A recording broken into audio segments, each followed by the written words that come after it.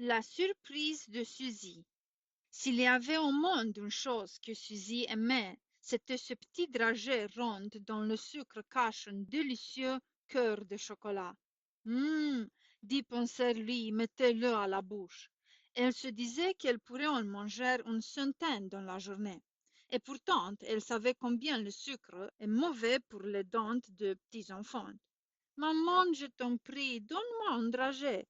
Non, tu as eu ta part pour aujourd'hui, c'est fini.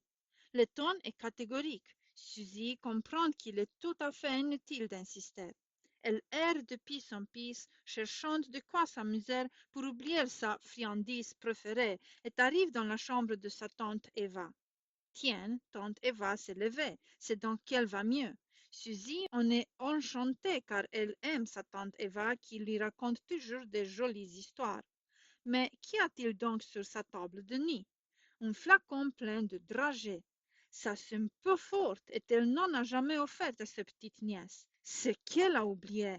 Suzy se demande si elle ne pourrait pas réparer immédiatement cet oubli. Ces dragées vertes sont si tentantes, rondes, un peu aplaties, brillantes, on devine le chocolat délicieux qui se trouve au centre et qui met longtemps à venir si on ne croque pas. Bien sûr, une petite voix se fait entendre en elle. Ne touche pas à ce qui ne t'appartient pas. Mais une autre voix réplique. Et puis alors, est-ce que tante Eva ne me donne jamais de bonbons? Avant que la première petite voix ait le temps de se faire entendre à nouveau, Suzy a débouché le flacon, saisit deux dragées dans ses doigts fluets et top dans la bouche. Ni vu ni connu. Le sucre est très bon, mais Suzy veut se taire car tante Eva peut survenir à tout moment. Vite, elle croque pour arriver au cœur. Horreur!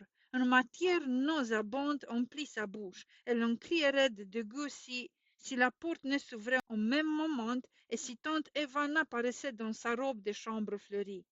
Qu'as-tu fait, Suzy? Qu'as-tu fait, malheureuse? Viens vite voir ta mère.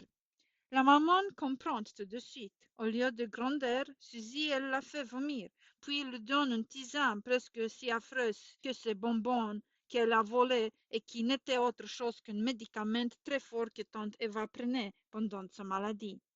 Le docteur est venu. Suzy a dû se mettre au lit. Elle a été malade plusieurs jours. Ah, on ne lui prendra plus à se jeter sur tout ce qui a l'air beau ou bon. Ma chérie, dit maman, il vaut mieux que tu la prennes maintenant, quand tu es encore petite et que nous sommes près de toi pour t'entourer. Ne te fie jamais aux belles apparences. Informe-toi des choses afin de pouvoir bien les juger.